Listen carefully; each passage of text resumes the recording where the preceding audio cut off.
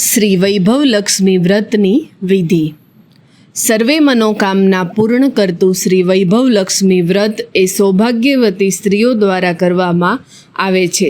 આ વ્રત કરવાથી ઉત્તમ ફળ પ્રાપ્ત થાય છે. આ વ્રત કોઈ પણ શુક્રવારથી શરૂ કરી શકાય છે. વ્રતનો સંકલ્પ કરતા સમયે 11 કે 21 શુક્રવાર વ્રત કરવાની ટેક રાખવી. જો આ વ્રત શાસ્ત્રોક્ત વિધિથી કરવામાં આવે તો તેનું ઉત્તમ ફળ મળે છે. જેટલા શુક્રવારની ટેક હોય તે પૂરી થાય એટલે શાસ્ત્રોક્ત રીતે વ્રતનું ઉજવણું કરવું. આ વ્રત એકવાર પૂરું થયા પછી ફરીથી પણ કરી શકાય છે.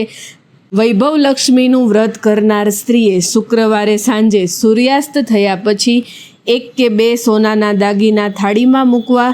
એ જ થાળીમાં માં લક્ષ્મીના ધનલક્ષ્મી સ્વરૂપની છબી મૂકવી અને ત્યાર પછી ઘરેણાં રૂપી લક્ષ્મીનું કંકુ અને હળદરથી પૂજન કરવું. માં લક્ષ્મીને લાલ રંગના ફૂલ અર્પણ કરવા અને સાંજે માં લક્ષ્મીને મીઠી વસ્તુ સહિત ભોજનનો થાળ અર્પણ કરવો.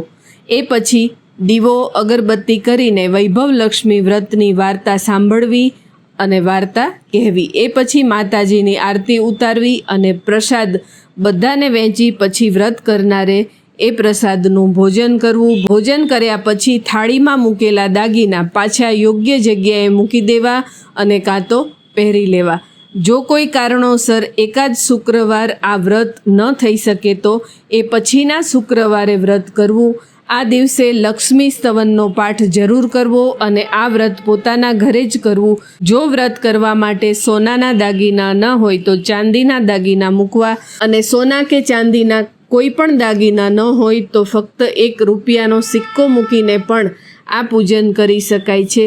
માનતા રાખેલ શુક્રવારમાંથી કોઈ પણ એક શુક્રવારે 7 સૌભાગ્યવતી સ્ત્રીઓને પોતાના ઘરે તેડાવી એમની કંકુ અને ચોખાથી પૂજા કરવી. આ વ્રત કરનારે માં લક્ષ્મી ઉપર પૂરી શ્રદ્ધા અને વિશ્વાસ રાખી આ વ્રત કરવું. આ વ્રત કરનારના ત્યાં માં લક્ષ્મીનો અચૂક વાસ થાય છે. જય માતાજી.